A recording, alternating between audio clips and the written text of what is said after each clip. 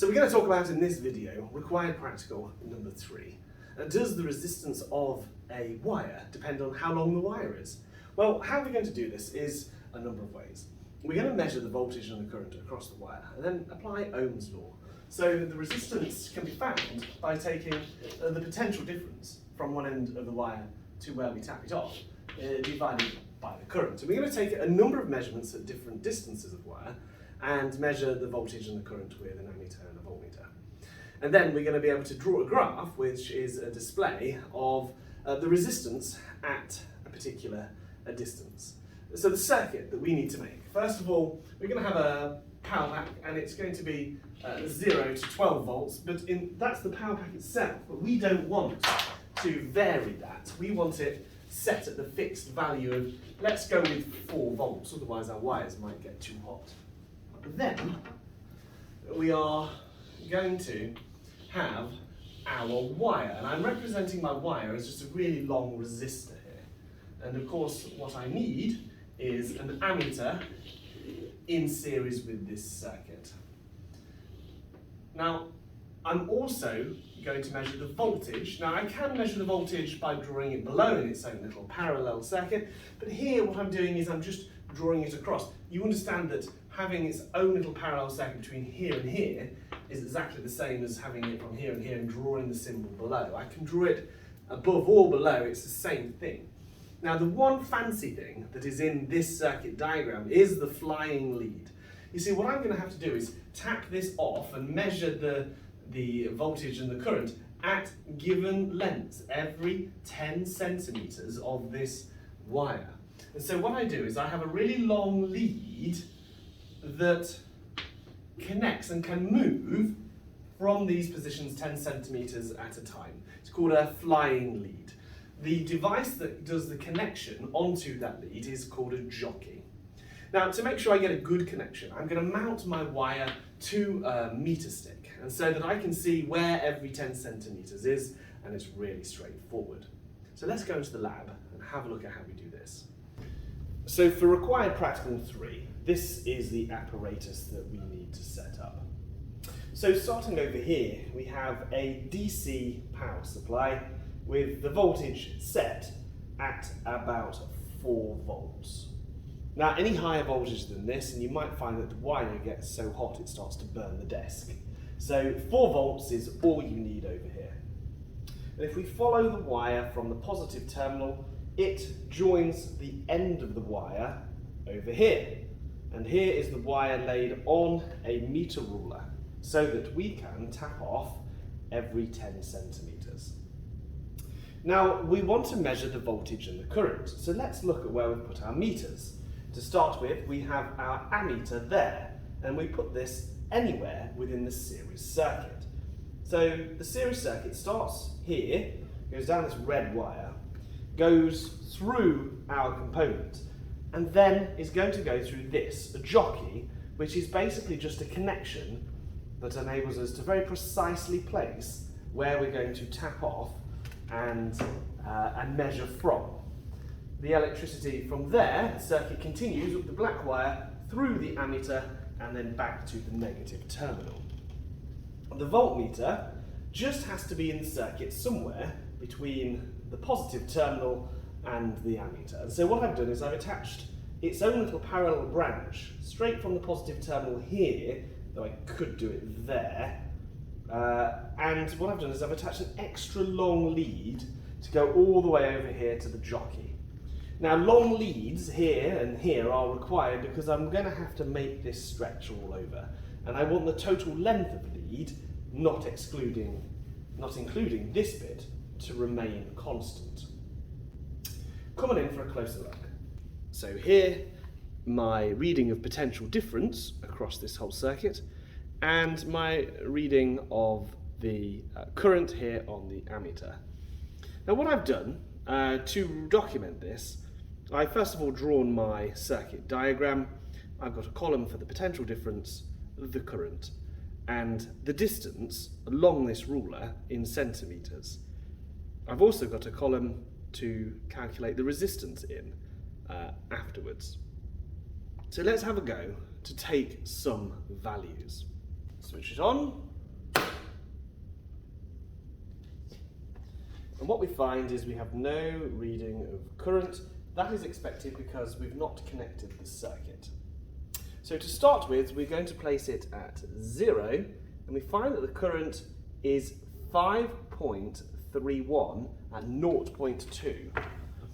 So 0.2 and 5.3. Now I'm going to do it to one decimal place.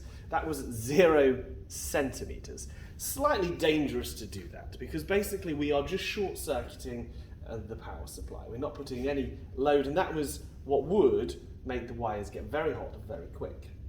So what we have to do is be kind of quick about this and take the reading. So at 10 centimetres, it's 2.3, and the current was 1.7 at 10 centimetres. At 20 centimetres, the potential difference was 2.8, and the current was 1.1. At 30 centimetres, it is 3.0, and 0.8. Notice, as more and more of this wire is being included in the circuit, that the potential difference measured across this is getting larger. Because it's encountering more wire, there's going to be greater resistance, that's the hypothesis being tested, and so therefore it's going to take a larger value of the resistance to overcome it. Let's try 40 centimetres. So that right there, 3.2, and it was 0.68, so let's say that is 0.7. Let's go to 50 centimetres.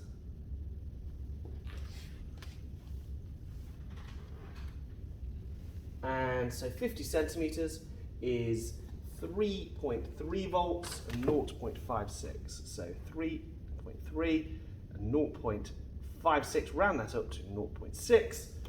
And then we're going to go for 60 centimetres. So 60 centimetres is 3.4 and 0.5. So 3.4 and 0.5. 70, 80, 90.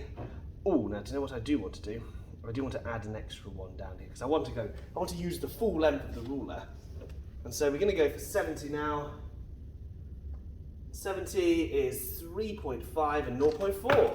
So 3.5 and 0.4.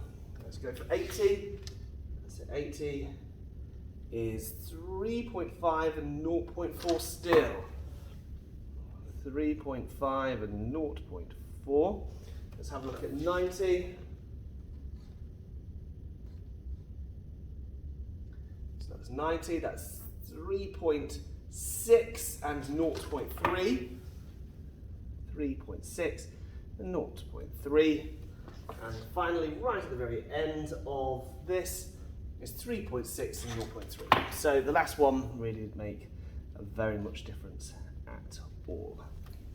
So I'm going to remember to turn this off so that there's no chance of my circuit getting too hot. I'm going to turn my 2 meters off so I don't waste the battery. Now I'm going to do the following. I want to know what the resistance is at each distance. The resistance is the potential difference divided by the current, and the potential difference is this column here. So this first calculation is going to be 0.2 divided by 5.3, and so I'm getting a resistance of 0.0, let's go 38.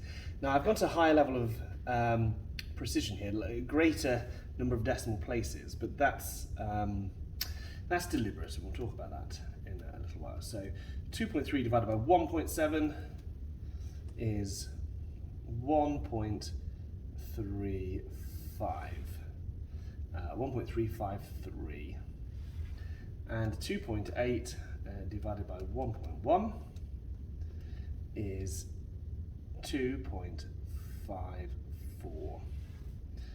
3 divided by 0.8 is 3.75, and you can see the resistance is increasing as we add more wire to the mix. And so we need to keep the same level of precision each time. 4.571, 3.3 divided by 0.6 is 5.500, 3.4 divided by 0.5,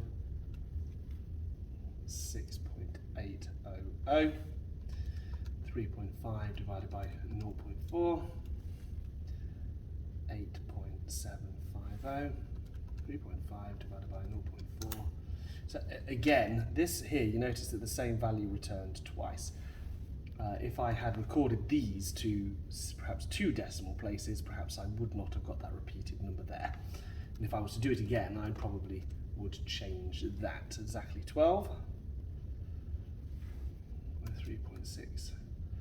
Same again. It wasn't making a significant difference up this end, but it was making a significant difference down here.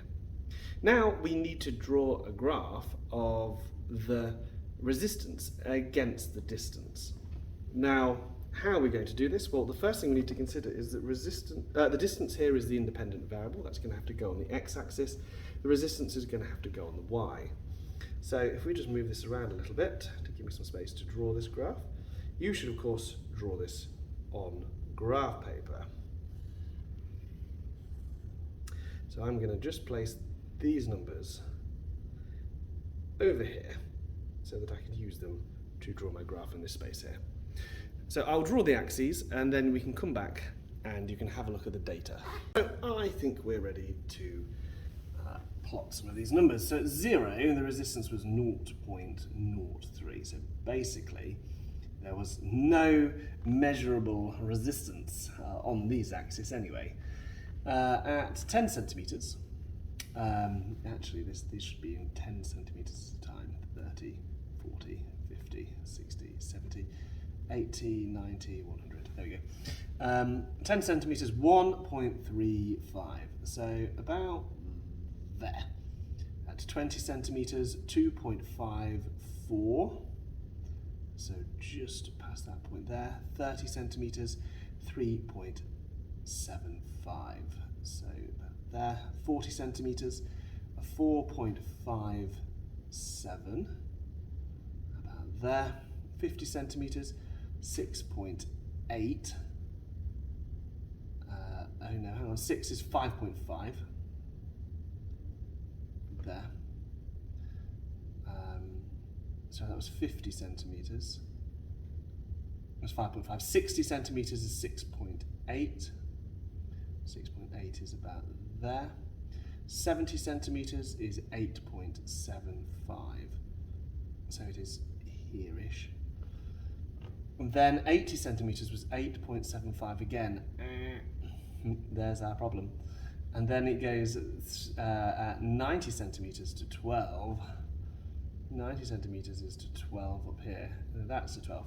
So you can see what has happened with our data is because we were not reading this to very high precision, is that when the numbers got down here, the difference was smaller than the precision of the measurement we were taking. And so it's kind of produced a bit of a scatter on this. But you can see that this is approximately a linear relationship. And I can draw a straight line through most of these data points.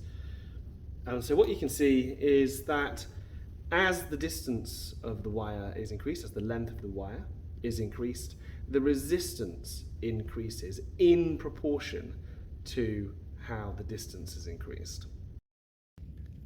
So here is a copy of that data. If you want to take this data and plot your own graph, take a screenshot now.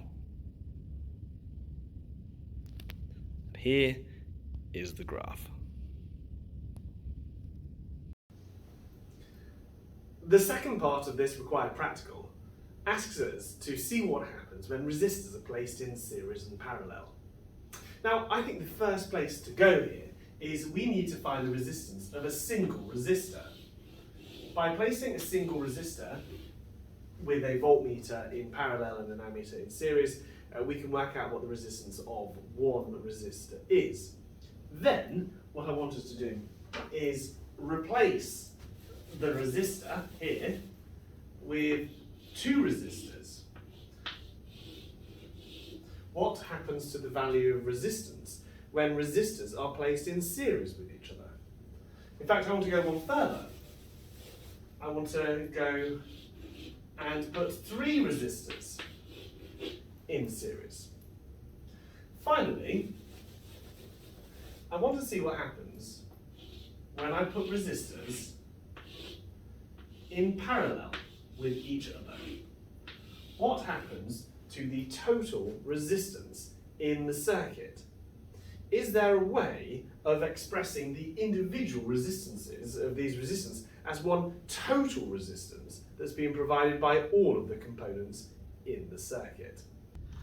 So here we go.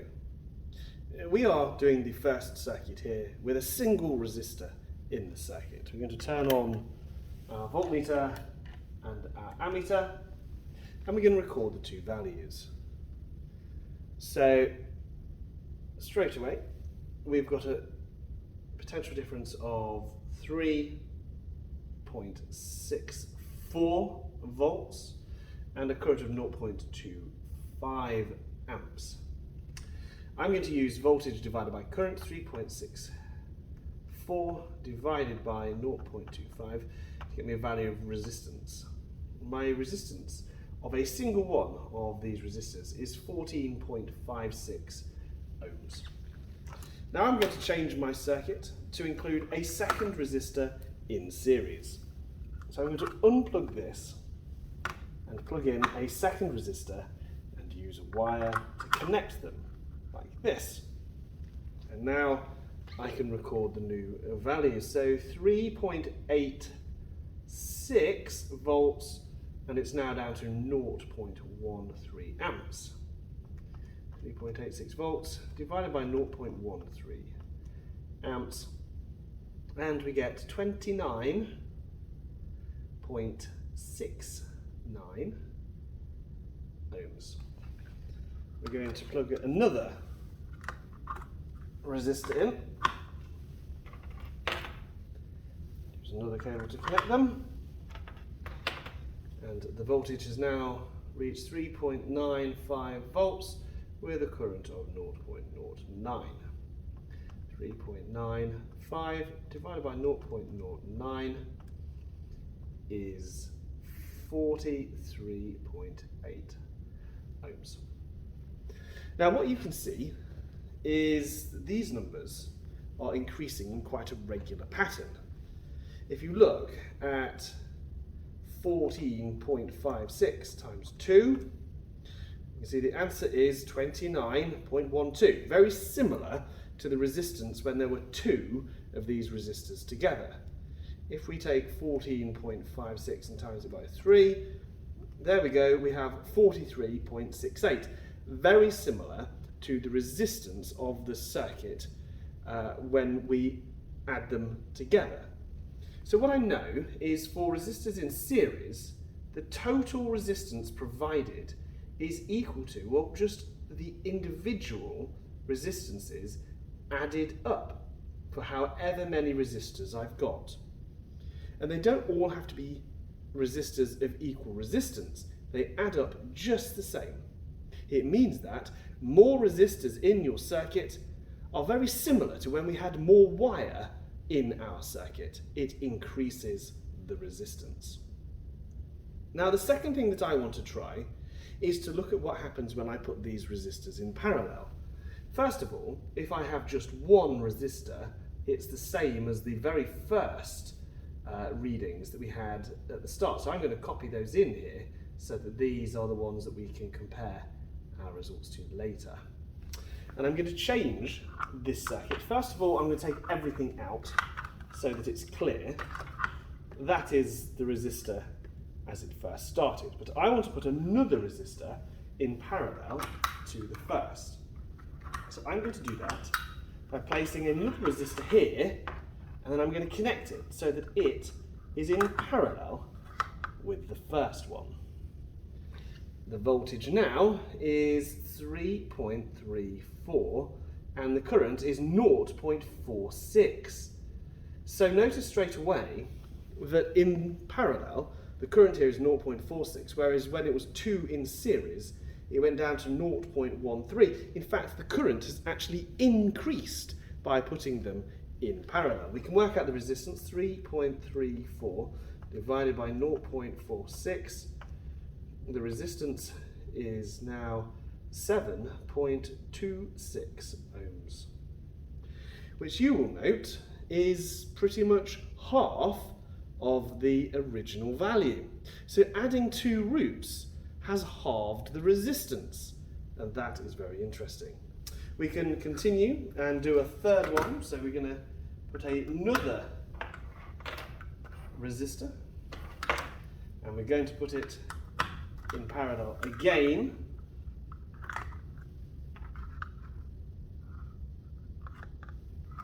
There's a third one, and 3.13, and again the current has increased. And if we work out the resistance, 3.13 divided by 0.64, then we get a resistance of 4.89, which, if we times it by 3, you can see is basically 1/3 of the original amount. Having 3 roots in our parallel circuit has reduced the total circuit resistance to 1/3 of its original value. There is a formula that we can use to predict what the total resistance of a circuit will be with branches, and we do 1 divided by the total resistance is equal to 1 divided by R1 plus 1 divided by R2 plus 1 divided by R3. And this formula is not needed for the exam, whereas this one will be. But what is definitely needed is an understanding that in a parallel circuit, making these branches actually draws more current, an independent amount of current for each one of these resistors, because the total resistance of the circuit has decreased. If you would like a copy of any of the data used in this experiment, take your screenshots now. These are the series circuits. Here is the formula for resistors in a series circuit. Here is the parallel circuits.